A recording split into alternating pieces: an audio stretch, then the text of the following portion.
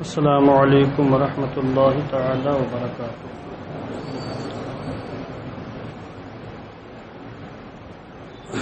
نحمده ونصلي ونسلم على رسوله الكريم، أما بعد، فقد قال الله تعالى في القرآن المجيد والفرقان الحميد: وعلمك ما لم تكن تعلم وكان فضل الله عليك عظيما۔ صدق الله العظيم وصدق رسوله النبي الأمين الكريم، ونحن على ذلك لمن الشاهدين والشاكرين، والحمد لله رب العالمين۔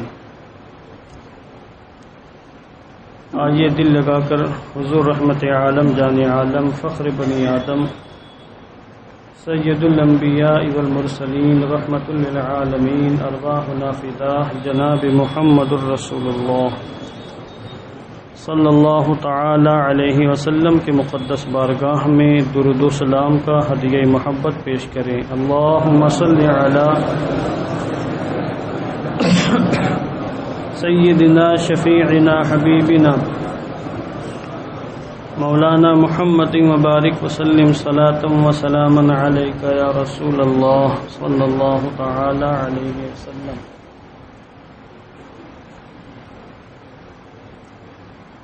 اللہ کی سرتابہ قدم شان ہے یہ، انسان نہیں انسان وہ انسان ہے یہ، قرآن تو ایمان بتاتا ہے انہیں، ایمان یہ کہتا ہے میری جان ہے یہ۔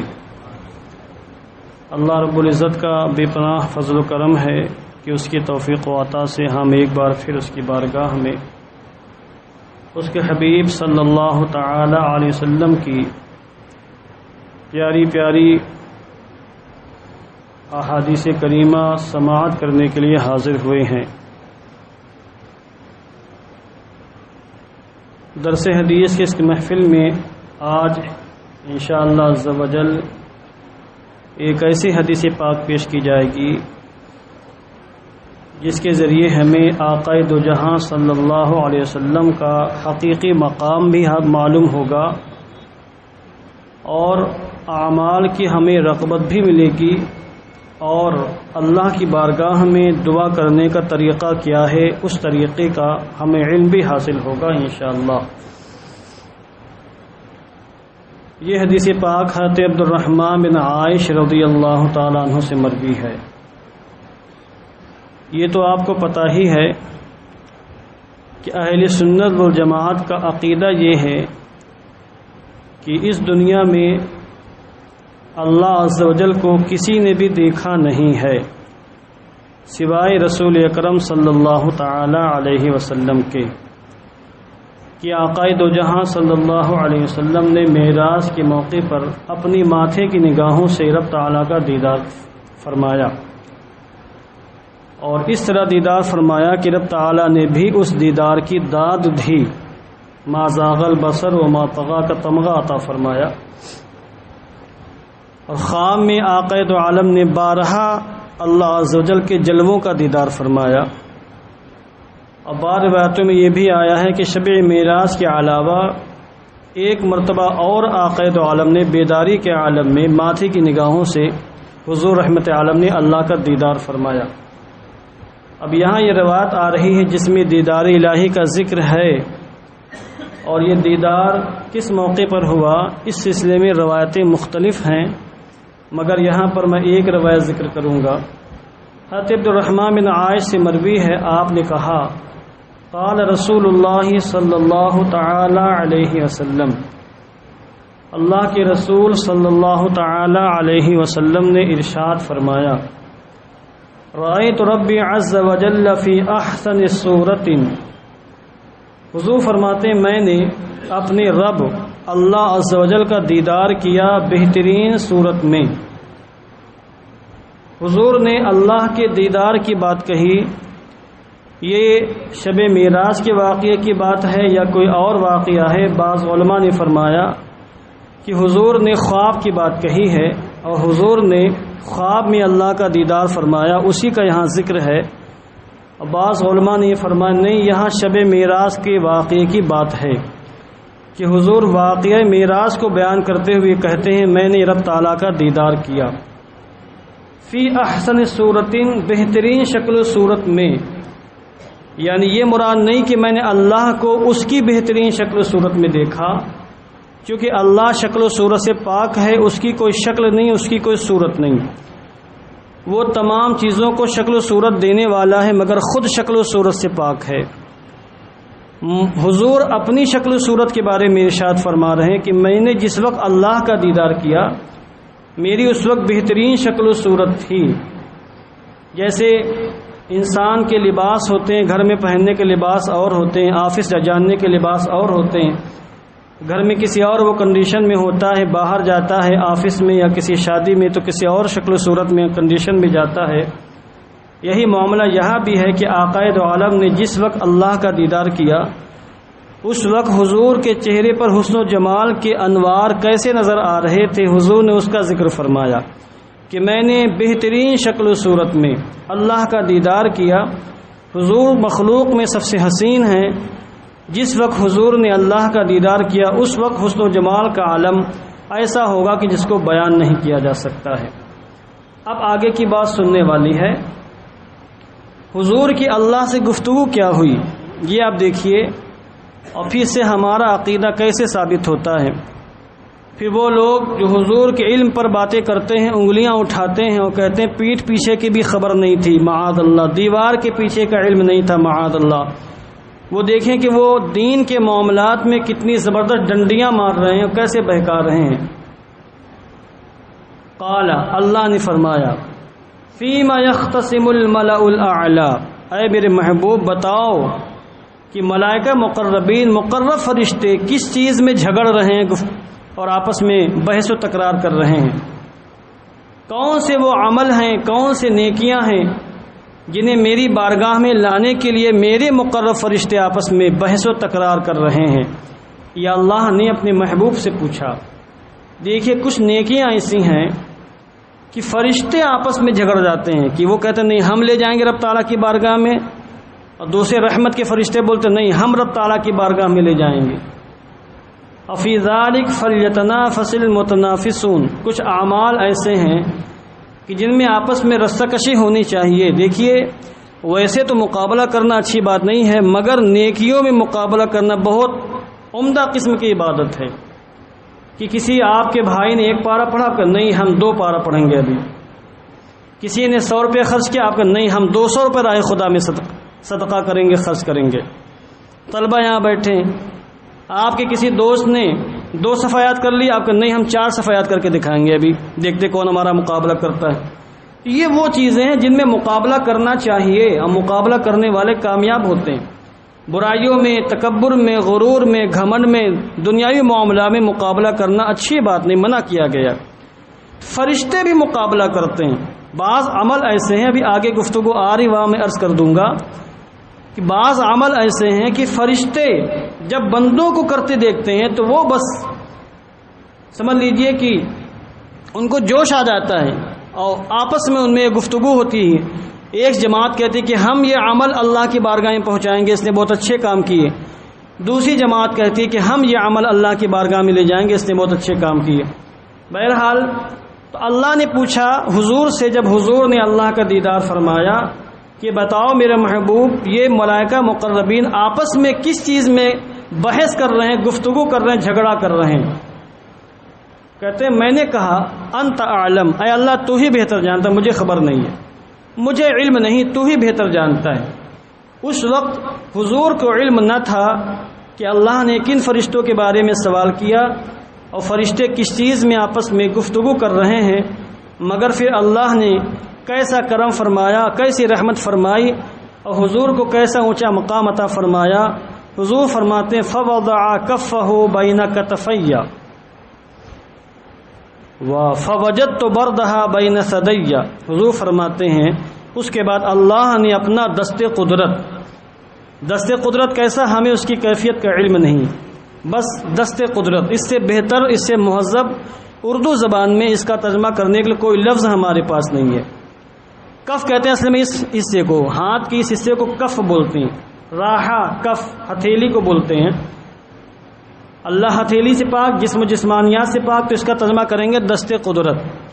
تو اللہ نے اپنا دست قدرت رکھا میرے دونوں شانوں کے بیچ میں، یہ شانے ہیں، کندھے کے بیچ میں گردن کے نچلے کا جو حصہ ہوتا ہے، جیسے کوئی بڑا کسی پر شفقت کرتا ہے، محبت کا اظہار کرتا ہے تو ہاتھ اس کی پشت پر پھیرتا ہے، پیٹھ پر ہاتھ پھیرتا ہے، محبت کا، نرمی کا مظاہرہ کرتا ہے۔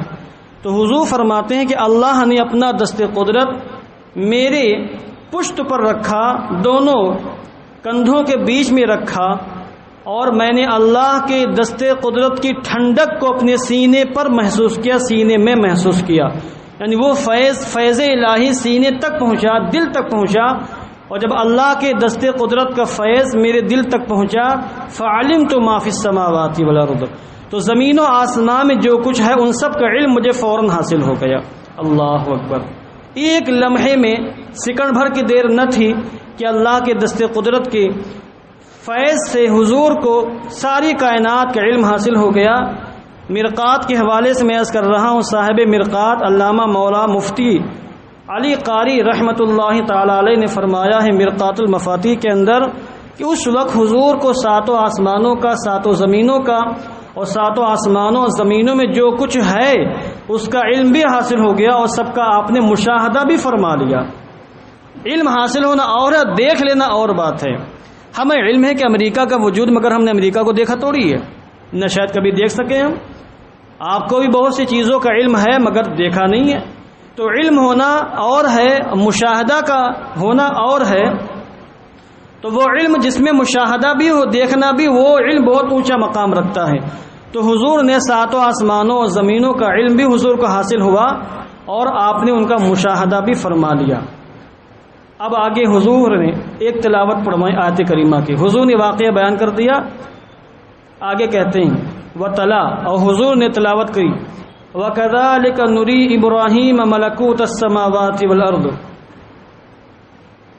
اسی طریقے سے ہم ابراہیم کو دکھاتے ہیں آسمانوں کی بادشاہت اور زمین کی بادشاہت۔ یہ اللہ نے قرآن مقدس میں حضرت ابراہیم کے بارے میں ارشاد فرمایا۔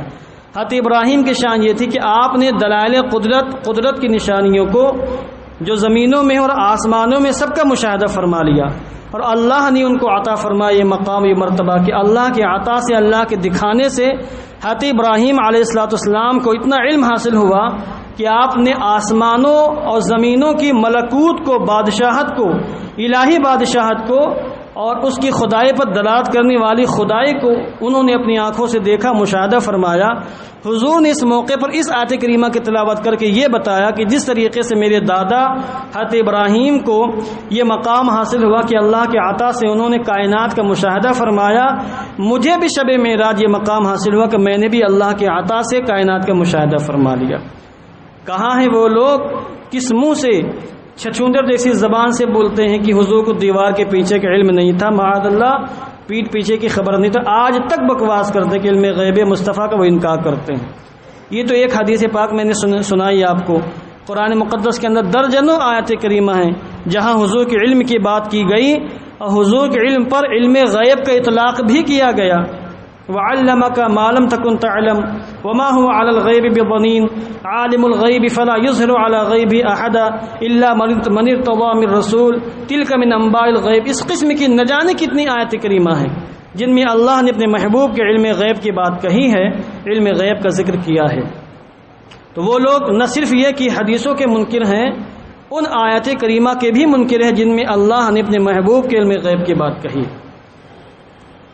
تو حضور کا جو علم ہے وہ مشاہدے کی صورت میں ہے، حضور نے باقاعدہ مشاہدہ فرما۔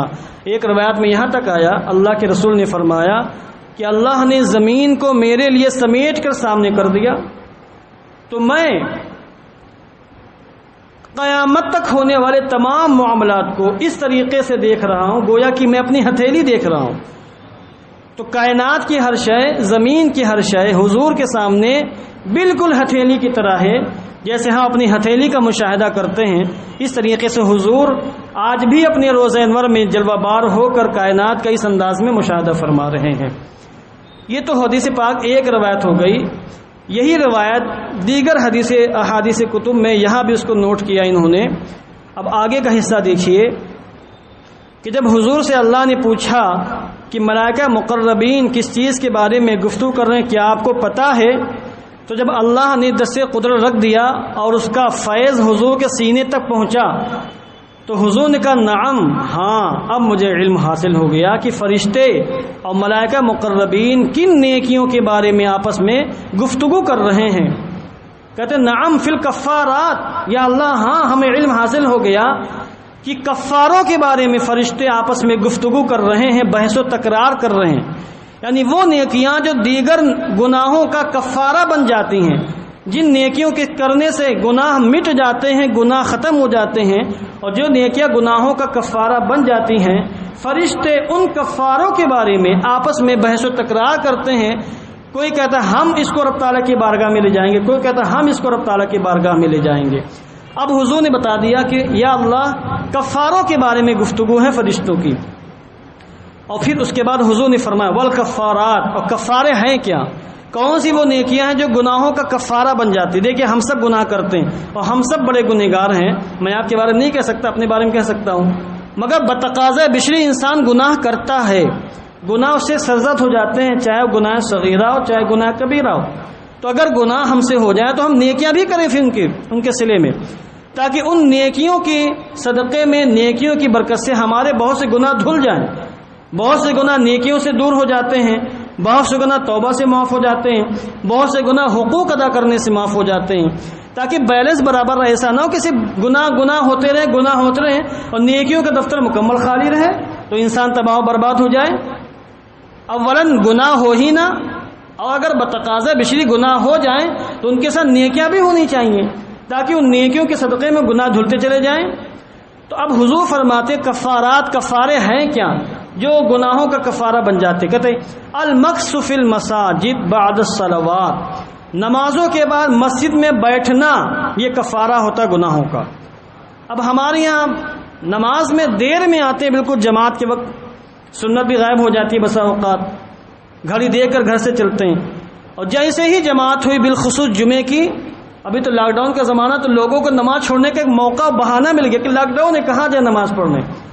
جمعہ جہاں ہوتا ہے کتنے ہی میں چہرے دیکھتا ہوں نظر نہیں آتے جو جمعے میں آتے تھے، مگر لاک ڈاؤن کا بہانہ کہ بھائی کرونا ہے، لاک ڈاؤن ہے، کیسے باہر آئیں. دنیا کے سارے کام ان کے ہو رہے ہیں، کوئی کام ان کا رکا ہوا نہیں ہے. آفس بھی جا رہے ہوں گے، باہر نکل بھی رہے ہوں گے، سبزی بھی خرید رہے ہوں گے، مگر مسجد میں آنے کی بات ہوتی تو بھی کرونا ہے، لاک ڈاؤن ہے، پرشاسن کا دباؤ ہے، وغیرہ وغیرہ. اللہ سے محبت کرنے والے اس قسم کی باتیں نہیں کرتے ہیں اور اس قسم کی بکواس کر کے اپنے آپ کو بچانے کی کوشش نہیں کرتے ہیں. نماز ہو جائے تو فوراً بھاگنے کی کوشش نہ کریں، کچھ دیر بیٹھ کر اللہ کا ذکر کریں، یا تو اگلی نماز کا انتظار کریں، اگر ٹائم نہیں تو کم سے کم تھوڑی دیر بیٹھ کر اللہ کا ذکر کریں. سبحان اللہ پڑھیں، الحمدللہ پڑھیں، اللہ اکبر پڑھیں، جو بھی ہو سکے اللہ کا ذکر کریں، نیک کام کریں. بیٹھ کر مسجد میں، نمازوں کے بعد مسجد میں بیٹھ جانا یہ گناہوں کا کفارہ بن جاتا ہے. انسان کے بہت سے گناہ ایسے ہوتے ہیں کہ اس کو علم بھی نہیں ہوتا کہ ہم سے فلاں فلاں گناہ ہو گیا، اور جب ایسا انسان نمازوں کے بعد مسجد کے اندر بیٹھ کر اللہ کا ذکر برقرار رکھتا ہے تو یہ ذکر الہی اس کے گناہوں کا کفارہ بن جاتا ہے. اس کے بعد حضور فرماتے ہیں والمشی علی الاقدام الی الجماعات، اور قدموں سے چل کر جماعت میں حاضر ہونا.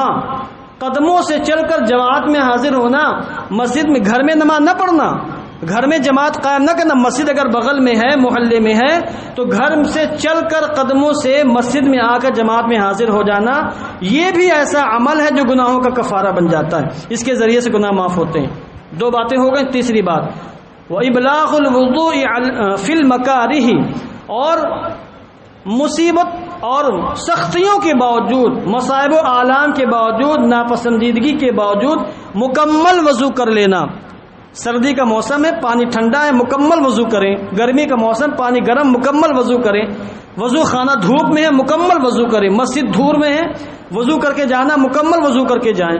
تو مکروہ ہونے کے باوجود، ناپسندیدہ ہونے کے باوجود جو شخص مکمل وضو کرتا ہے تو اس کا مکمل وضو، یعنی ایسا وضو جس میں فرائض و واجبات پر اور نوافل پر عمل کیا گیا، سنن و مستحبات پر عمل کیا گیا ہو، تو ایسا وضو یہ اس کے گناہوں کا کفارہ بن جاتا ہے. حضور نے 3 باتیں ارشاد فرمائی: نمازوں کے بعد مسجد میں ٹھہرنا، اور قدموں سے چل کر جماعت میں حاضر ہونا، اور مصیبتوں کے باوجود مکمل وضو کر لینا۔ 3 عمل ارشاد فرمائے۔ پھر آگے کہا: فمن فعل ذلک، جس نے ایسا کر لیا، عاش بخیر، تو اس نے خیریت کے ساتھ زندگی گزاری، اس کی زندگی بھی خیر ہے، ومات بخیر، اور خیریت کے ساتھ اس کو موت آئی۔ زندگی بھی بہتر اور موت بھی بہتر۔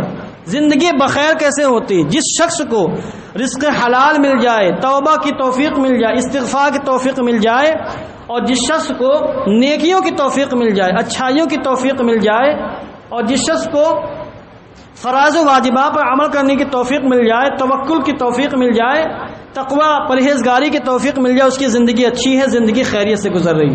اور مرتے وقت جس شخص کو توبہ نصیب ہو جائے، استغفار نصیب ہو جائے، اور مرتے وقت جس شخص کو جنت کے فرشتے نظر آ جائیں، اس کی موت بہتر، اس کی موت خیریت سے ہے۔ تو جو یہ 3 عمل کرے گا، زندگی بھی اس کی خیریت سے گزرے گی، اور جب موت آئے گی تو اللہ اس کو کلمہ پاک نصیب فرمائے گا۔ اس کے بعد آقا فرماتے ہیں: وَكَانَ مِنْ خَطِيئَتِهِ كَيَوْمٍ وَلَدَتْهُ أُمُّهُ، اور ان اعمال کے بعد وہ اپنے گناہوں سے اس طریقے سے پاک و صاف ہو جائے گا گویا کہ اس کی ماں نے اس کو ابھی پیدا کیا ہے۔ یہ ہے کفارات، اور یہ ہے گناہوں کے کفارے، جن میں سے حضور نے 3 باتوں کا ذکر فرمایا۔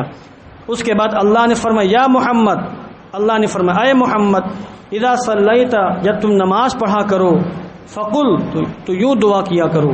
اب دعا کی تعلیم دیکھیے، عقیدہ معلوم ہو گیا، اعمال معلوم ہو گئے، اب دیکھیے دعا۔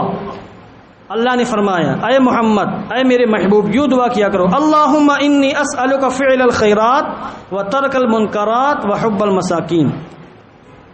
یہ دعا اللہ نے ارشاد فرمائی حضور کو کہ اے محبوب یوں دعا کرو: اے اللہ، میں تجھ سے سوال کرتا ہوں نیکیوں کے کرنے کا، برائیوں سے بچنے کا سوال کرتا ہوں، اور مساکین سے محبت کا بھی تجھ سے سوال کرتا ہوں۔ مجھ کو مسکینوں سے محبت کرنے کی، نیکیاں کرنے کی، اور برائیوں سے بچنے کی توفیق عطا فرما۔ یہ میں نے دعا کا ترجمہ کیا۔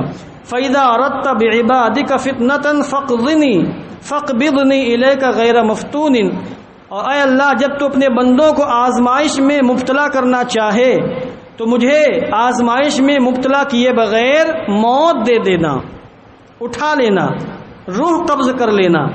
یہ پوری دعا ہے، اس کو آپ یاد کر لیں۔ اللہم انی اسألک فعل الخیرات وترک المنکرات وحب المساکین فاذا اردت بعبادک فتنة فاقبضنی الیک غیر مفتون۔ یہ پوری دعا ہے جو اللہ نے خود حضور کو تعلیم فرمائی۔ دعا تو بالکل واضح کلیئر ہے، اس میں ایک بات عرض کر دیتا ہوں۔ اللہ نے فرمایا کہ مسکینوں سے محبت کی دعا مانگنا، حب المساکین، مسکین کسے کہتے ہیں اس کو سمجھنے کی ضرورت ہے۔ ہم مسکین اسے سمجھتے ہیں جس کے پاس کھانا پینا نہ ہو، بلا شبہ جس کے پاس جو محتاج ہے دوسروں کا مسکین ہے دنیاوی لحاظ سے، مگر یہاں پر مسکین سے مراد ایک مخصوص قسم ہے۔ مسکین اصل میں وہ ہے جس کا دل دنیا سے بیزار ہو، جو دنیا سے بالکل بے تعلق ہو جائے، دنیا سے بیزار جس کا دل ہو، وہ ہے مسکین شریعت کی نگاہ میں اس مقام پر۔ انبیاء کرام، اولیاء اعظام، مشائخ کرام، اور وہ مومنین جن کے دل میں تقوی کا چراغ روشن ہے، جو متقی پرہیزگار ہیں، وہ مسکین یہاں مراد ہیں۔ یعنی اے میرے محبوب، تم دعا مانگنا تو اللہ والوں سے محبت کی دعا مانگنا، یہ تعلیم امت کے لیے اللہ نے حضور سے فرمایا تاکہ حضور اپنی امت کو جا کے بتائیں اور امت اس طریقے سے دعا کریں۔ تو گویا کہ ہم کو ہر نماز میں یہ دعا مانگنا چاہیے کہ اللہ ہمارے دل میں تو اپنے نبیوں کا، اپنے رسولوں کا، اپنی نبیوں کی، رسولوں کی اور اپنے ولیوں کی محبت کا چراغ روشن فرما دے، اور دل میں ان لوگوں کی محبت ڈال دے جو دنیا چھوڑ کر تیری بارگاہ کی طرف آنے والے ہیں، تو اسے لو لگانے والے ہیں۔ یہ مانگنے والے پھٹیچر یہ مسکین مراد نہیں، یہ تو دھندا کر رہے ہیں۔ ہاں، ان کا حق ہم پر ہے کہ اگر واقعی میں کوئی مسکین حقیقت میں ہے تو پھر ہم پر ان کا حق یہ ہے کہ ہم ان کی امداد کریں، ان کی مدد کریں، زکوٰۃ کے ذریعے، صدقات و خیرات کے ذریعے ان کی مصیبت دور کرنے کی کوشش کریں، پریشانی دور کرنے کی کوشش کریں۔ اس لحاظ سے مسکینوں سے بھی محبت کرنے کا ہمیں حکم دیا گیا ہے، مگر یہاں پر مساکین سے مراد اللہ کے نیک بندے ہیں۔ اس کے بعد ایک اور اہم بات، والدرجات افشاء السلام، اور وہ عمل جن سے درجے بلند ہوتے ہیں۔ اللہ نے فرمایا اے محبوب، درجے بلند کرنے والے عمل یہ ہیں: افشاء السلام، سلام کرنا، ہر مسلمان سے سلام کرنا، چاہے اس کی معرفت ہو، ہم اس کو پہچانتے ہوں یا پہچانتے نہ ہوں، اتنا پتہ ہو کہ یہ مسلمان ہے، بس یہ نہیں کہ ہندوؤں کو عیسائیوں کو سب کو سلام کرنا شروع کر دیں، اتنا ہو کہ یہ مسلمان ہے، سنی ہے، سلام کریں گے چاہے اس کو ہم جانتے ہوں چاہے نہ جانتے ہوں۔ اطعام الطعام، کھانا کھلانا، والصلاۃ باللیل والناس نیام، اور رات میں نماز پڑھنا جبکہ لوگ سو رہے ہوں، تو رات میں شب بیداری کر کے نمازیں پڑھنا، عبادت کرنا، سجدے کرنا، غریبوں کو، فقیروں کو، مسلمانوں کو، انسانوں کو کھانا کھلانا اور سلام کو عام کرنا، یہ عمل وہ ہیں کہ جن سے درجات بلند ہوتے ہیں، بندہ رب تعالیٰ کا مقرب بندہ بنتا ہے۔ تو اس حدیث پاک سے ہمیں حضور کے بارے میں عقیدہ بھی معلوم ہے، عقیدہ علم غیب کی ایک جھلک ہم کو یہاں محسوس ہوئی، معلوم ہوئی، اور کون سے عمل ہیں جو گناہوں کا کفارہ بن جاتے ہیں وہ بھی ہم کو معلوم ہوا، دعا کیسی کرنی چاہیے وہ بھی ہم کو معلوم ہو گیا، اور کن نیکیوں کے ذریعے سے درجات بلند ہوتے ہیں، بندہ مقرب بارگاہ الہی ہوتا ہے، وہ بھی ہمیں معلوم ہو گیا۔ دعا کرتا ہوں کہ اللہ عز و جل ہم سب کو اس مبارک حدیث پاک پر عمل کرنے کی توفیق عطا فرمائے۔ ایک سامنے گزارش کی ہے، ایک مسئلے کی وضاحت کی۔ کچھ لوگ امام کو رکوع میں پاتے ہیں تو ان کو ایک خوف ہوتا ہے کہ امام صاحب رکوع سے سر اٹھائیں گے اور رکعت چلی جائے گی، تو پھر وہ اللہ اکبر کہتے ہوئے رکوع میں چلے جاتے ہیں جھکتے ہوئے۔ یہ بالکل غلط طریقہ، اگر جھکتے ہوئے کسی نے تکبیر کہی اور قیام کی حالت میں تکبیر تحریمہ اس کی نہیں ہو تو اس کا قیام گیا، اس کی تکبیر تحریمہ نہیں ہوگی۔ تکبیر تحریمہ حالت قیام میں ہونی چاہیے، لہذا کھڑے ہو کر سکون کے ساتھ اللہ اکبر کہیں، اس کے بعد رکوع میں جائیں، ٹھیک ہے نا۔